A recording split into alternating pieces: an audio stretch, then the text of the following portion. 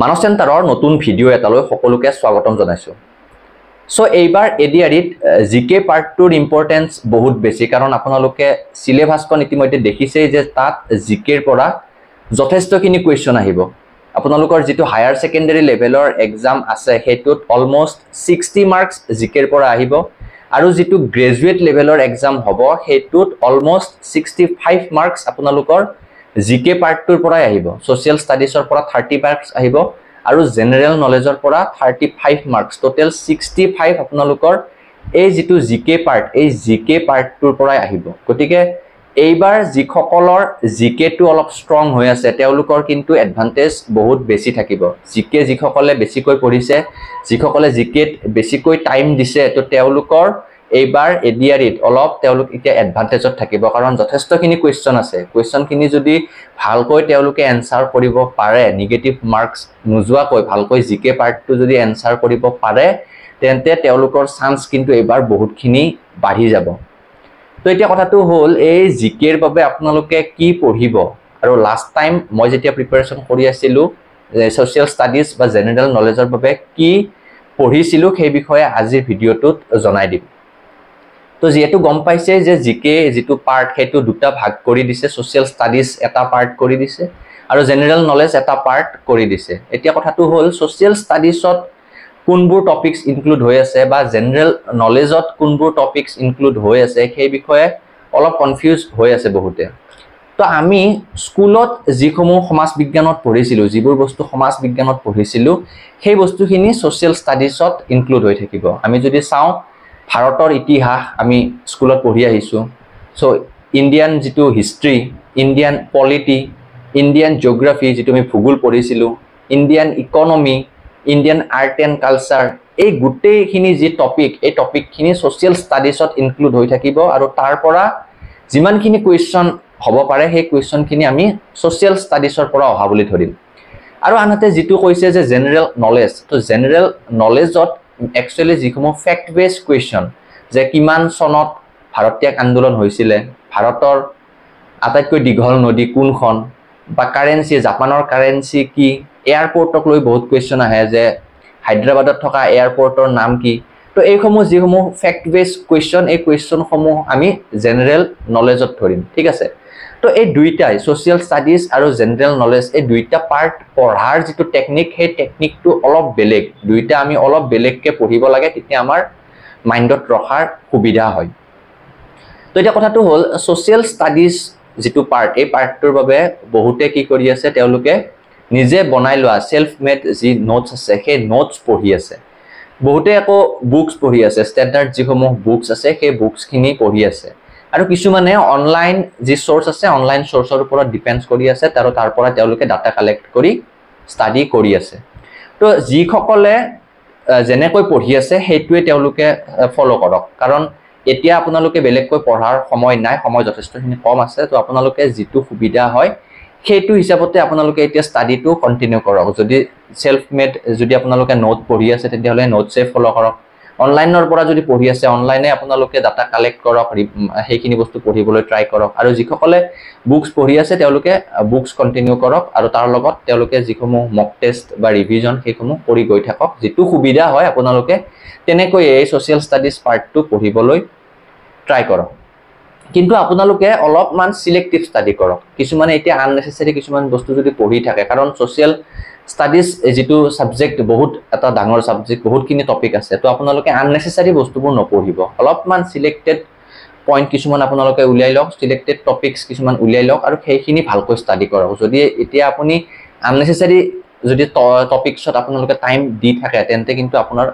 যেটো সিলেবাস সেই সিলেবাসটো কভাৰ কৰাত অসুবিধা হ'ব পাৰে তো তেনেকুৱা ভুল নকৰিব অকমান ষ্ট্ৰেটেজি বনাই লওক অকমান সিলেক্টিভ ষ্টাডি আপোনালোকে কৰক সময়ত আপোনালোকৰ সিলেবাস কমপ্লিট হৈ যাব তো এটা কথাটো হ'ল জিকেৰ বাবে আপোনালোকে কি পঢ়িব পাৰে আৰু মই যেতিয়া লাষ্ট টাইম প্ৰিপাৰেচন কৰিছিলো তেতিয়া আসাম পাৰ্টৰ বাবে মই আসাম হিষ্ট্ৰী যিখন ষ্টেণ্ডাৰ্ড বুক সেই বুকখন ফলো কৰিছিলো মই আপোনালোকক দেখুৱাই দিছো আপোনালোকৰ হয়তো বহুতৰ আছে তো আসাম যিখন ইয়াৰ বুক আসাম ইয়াৰ বুক এইখন ফলো কৰিব পাৰে তো আসাম ইয়াৰ বুকখন আপোনালোকে পঢ়িব পাৰে ইয়াত ধুনীয়াকৈ আসাম হিষ্ট্ৰীৰ পৰা আৰম্ভ কৰি আসাম পলিটি আসাম জিঅ'গ্ৰাফি গোটেইখিনি ইয়াতে আছে তো এইখনত আপোনালোকে যদি ষ্টাডি কৰে ম্যাক্সিমাম ডাটা আপোনালোকে এইখনত পায়ে যাব কিন্তু মই এই আসামিয়াৰ বুকখন যেতিয়া পঢ়িছিলোঁ তেতিয়া মই ইয়াত ম্যাক্সিমাম ডাটা পাইছিলোঁ কিন্তু যেতিয়া মক টেষ্ট বা এই ধৰণৰ টেষ্টসমূহ দিছিলোঁ তেতিয়া কিছুমান বস্তু মিছ হৈছিলে আসামিয়াৰ বুকত কিছুমান বস্তু মিছ হৈ আছে তাৰ কাৰণে মই আন এখন কিতাপ চাব লগা হৈছিল আৰু তেতিয়া মই লৈছিলোঁ অসমৰ কাৰণে জানিবলৈ আৰু এখন ইম্পৰ্টেন্ট কিতাপ সেইখন হৈছে শৈলেন বৈশ্যৰ আসাম জেনেৰেল নলেজ এইখন মই লৈছিলোঁ এইখনো পঢ়িবলৈ খুব বেছি এইখন ৰিভিজন কৰিবলৈ একচুয়ালি খুব ভাল কাৰণ ইয়াত পইণ্ট ওয়াইজ ডাটাসমূহ দিয়া আছে আৰু পঢ়িবলৈ আৰু মনত ৰাখিবলৈ সুবিধা হয় তো আপোনালোকে আসামিয়াৰ বুক বা আসাম জেনেৰেল নলেজ এই দুখন কিতাপ আপোনালোকে চাব পাৰে আসাম ৰিলেটেড প্ৰতিটো পইণ্ট প্ৰতিটো টপিক এই দুখন কিতাপত ইনক্লুড হৈ আছে তো আপোনালোকে আৰু মই ভাবো এক্সট্ৰাকে বেলেগ পঢ়িব নালাগে এই দুখনে এনাফ হয় এডিআৰিৰ কাৰণে যদি আপুনি এই দুখন বুক ভালকৈ পঢ়িব পাৰে তেতিয়াহলে আপোনাৰ কাৰণে এনাফ হয় যথেষ্টখিনি ডাটা ইয়াতে আছে আৰু এই দুখন পঢ়ি আপুনি যিকিনো এটা মক টেষ্ট দি চাওক আপোনালোকে গোটেইখিনি এনসাৰ ইয়াতে পাব ঠিক আছে বেলেগ আৰু পঢ়িব লাগে বুলি মই নাভাবো তো ইন্ডিয়া ৰিলেটেড যিখিনি টপিকস আছে ইন্ডিয়া ৰিলেটেড টপিকস খিনিৰ বাবে মই লুসেন্ট জিকেখন প্ৰথমতে পঢ়িব ট্ৰাই কৰিছিলোঁ লুসেন্ট জিকেখন এইখন লুসেন্ট জিকে তো এইখন মই অলপ টাফ পালো এইখনত যেহেতু কম্পেক্ট ওয়েট আছে যথেষ্টখিনি ডাটা একলগত আছে এইখন অকমান পঢ়িবলৈ টান পাইছিলোঁ সেই কাৰণে এইখনত মই ইমান বেছি সময় দিয়া নাই হয়তো পঢ়িছিলোঁ ওপৰে পঢ়িছিলোঁ বা প্ৰথম অৱস্থাত পঢ়িছিলোঁ কিন্তু পিছলৈ এইখন লুসেন্ট জিকেখন মই পঢ়া নাছিলোঁ আৰু তাৰ পিছতে মই আৰিহান্ত পাব্লিকেশ্যনৰ ইণ্ডিয়া ৰিলেটেড টপিকখিনিৰ বাবে আৰিহান্ত পাব্লিকেশ্যনৰ এখন সৰু কিতাপ পঢ়িবলৈও ইজি লগত লৈ ফুৰিবলৈও ইজি এই আৰিহান্ত পাব্লিকেশ্যনৰ এখন মনোহৰ পাণ্ডেৰ হয় এইখন কালেক্ট কৰিছিলোঁ আৰু এইখনত গোটেইখিনি বস্তু অলমোস্ট মই পাই গৈছিলোঁ ঠিক আছে এখন যথেষ্ট ভাল কিতাপ আৰিহান্ত পাব্লিকেশ্যনৰ জেনেৰেল নলেজ এইখন পঢ়িছিলোঁ আৰু এইখনতে মই ম্যাক্সিমাম ডাটা বা ম্যাক্সিমাম যিখিনি মোৰ প্ৰিপাৰেচন মই এইখন কিতাপৰ পৰাই কৰিছিলোঁ খুব বেছি ভাল কিতাপ গোটেইখিনি বস্তু একেলগে ইয়াতে পাই যায় তো আসাম ৰিলেটেড বা ইণ্ডিয়া ৰিলেটেড বস্তুখিনি মই এই তিনিখন কিতাপৰ পৰাই মেইনলি পঢ়িছিলোঁ এতিয়া আহিলে যিখিনি জেনেৰেল নলেজ তো জেনেৰেল নলেজৰ কাৰণে এই যিখন আৰিহান্ত পাব্লিকেশ্যনৰ কিতাপ আছে ইয়াৰে পিছফালে জেনেৰেল নলেজ ৰিলেটেড গোটেই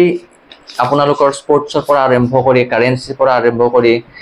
গোটেইখিনি আপোনালোকৰ বুকছৰ অথৰৰ পৰা আৰম্ভ কৰি গোটেইখিনি দিয়া আছে আৰু প্ৰত্যেকখিনি বস্তুৱে মই ৰেগুলাৰলি পঢ়িছিলোঁ একচুয়ালি মুখস্থ কৰা নাছিলোঁ প্ৰত্যেকখিনি বস্তুৱে মই ৰেগুলাৰলি এনে পঢ়ি থাকিছিলোঁ যিখিনি মোৰ মাইণ্ডত